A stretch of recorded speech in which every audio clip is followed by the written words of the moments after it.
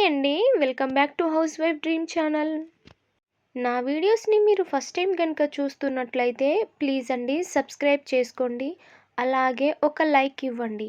మీరిచ్చే ఒక లైక్ ద్వారా నా వీడియోస్ అనేది ఇంకొంతమందికి రీచ్ అవుతుంది. ఈ న్యూ ఇయర్కి 1-2 డేస్లో 50+ సబ్స్క్రైబర్ కావాలని అనుకుంటున్నాను. ప్లీజ్ అండి నన్ను సపోర్ట్ చేయండి. నా ఛానల్ని సబ్స్క్రైబ్ చేసుకోండి. ఈ న్యూ ఇయర్‌కి స్పెషల్‌గా వెనిల్లా కప్ కేక్‌ని అయితే మా పిల్లల కోసం ప్రిపేర్ చేయబోతున్నాను. సో, మీరు కూడా ఈ కప్ కేక్ ఎలా తయారు చేయాలో చూసేయండి. ఫస్ట్ ఒక బౌల్‌ని తీసుకోవాలి. ఆ బౌల్‌లో 2 ఎగ్స్‌ని అయితే ఇలాగా బ్రేక్ చేసుకోవాలి.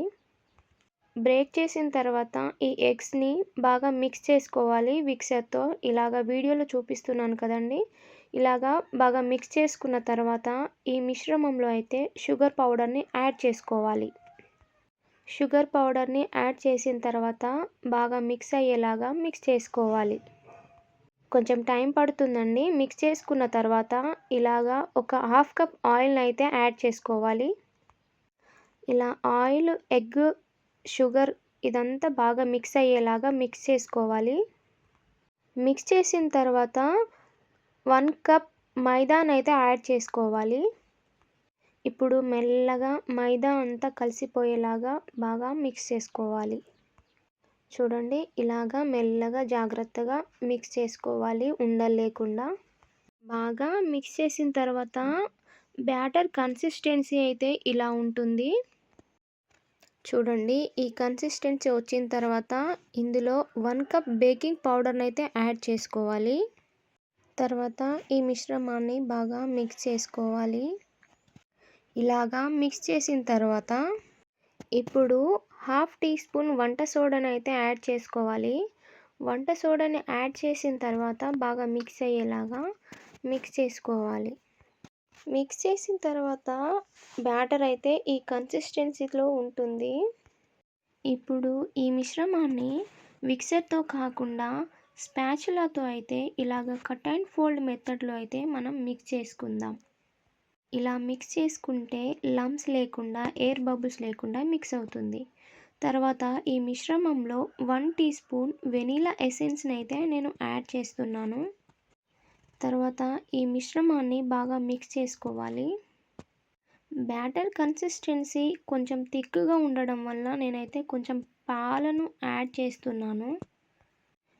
తర్వాత ఈ మిశ్రమాన్ని బాగా మిక్స్ చేసిన తర్వాత చూడండి కన్సిస్టెన్సీ అయితే ఇలా ఉంటుంది. ఇప్పుడు ఇందులో డ్రై ఫ్రూట్స్ లేదా టూటీ ఫ్రూటీ ఏదైనా యాడ్ చేసుకోవచ్చండి. మన పిల్లలకే కదా! యాడ్ చేసుకోకపోయినా పర్వాలేదు. డ్రై ఫ్రూట్స్ అనేది ఆప్షనల్ అండి. ఇలాగా మిక్స్ చేసిన తర్వాత ఈ బ్యాటర్‌ని పక్కకు పెట్టేసుకోవాలి. తర్వాత కప్ కేక్ చేసుకోవడానికి నేనైతే టీ కప్స్ ఉంటాయి కదండీ! ఆ కప్స్‌ని అయితే యూజ్ చేస్తున్నాను. ఆ కప్స్ అన్నిటిని ఘీతో అయితే ఇలా గ్రీస్ చేసి పక్కకు పెట్టేస్తున్నాను. తర్వాత కేక్ బ్యాటర్‌ని ఒకసారి ఇలాగా మిక్స్ చేసుకొని స్కూప్ లాగా ఉన్న ఒక చిన్న స్పూన్ సహాయంతో అయితే నేను ఈ బ్యాటర్‌ని కప్స్‌లలో ఫిల్ చేస్తున్నాను. ఈ బ్యాటర్ కప్‌లలో హాఫ్ వరకు మాత్రమే ఫిల్ చేయాలి. ఇలాగా అన్ని కప్స్‌లోకి అయితే బ్యాటర్‌ని ఇలాగా హాఫ్ వరకు ఫిల్ చేసిన తర్వాత ఈ కప్స్ అన్నిటిని ఒకసారి వీడియోలో చూపిస్తున్న విధంగా ట్యాప్ చేసుకోవాలి. ఎయిర్ బబుల్స్ అనేవి వెళ్ళిపోతాయి.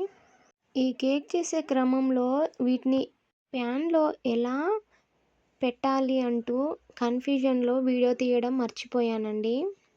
లేదండి ఒక మందపాటి, వెడల్పాటి ప్యాన్ అయితే ఇలా తీసుకొని దాంట్లో ఒక స్టాండ్‌ని వేసి తర్వాత దాని మీద ఒక ప్లేట్‌ని లేదా ఇలాంటి ఒక మూతనైతే పెట్టేసుకొని ఇలాగా కప్ కేక్‌నైతే అమర్చుకోవాలి. ఇప్పుడు దీన్ని ఇలాగా క్లోజ్ చేసుకొని 30 మినిట్స్ టు 35 మినిట్స్ వరకు కుక్ అవ్వనివ్వాలండి. కేక్ కుక్ అయిందో లేదో ఇప్పుడు చూసేద్దాం. కేక్‌నైతే ఇలాగా చాకు లేదా స్పూన్ తోటి ఇలాగా చెక్ చేసుకోవాలి. చూడండి చాకయితే తడి లేకుండా వచ్చింది. సో, కేక్ అనేది ప్రిపేర్ అయిపోయిందనమాట. ఇలాగా అన్ని కప్ కేక్‌నైతే నేను ప్రిపేర్ చేసుకున్నాను. ఇప్పుడు ఫైనల్ రిజల్ట్ అనేది చూద్దాం. చూడండి కేక్ అయితే చాలా బాగా వచ్చింది. ఫస్ట్ టైమే కానీ ఎంత ఫ్లఫీగా, స్పాంజీగా వచ్చిందో. ఇదేనండి ఈరోజు video. Thank you for watching. అందరికీ హ్యాపీ న్యూ ఇయర్.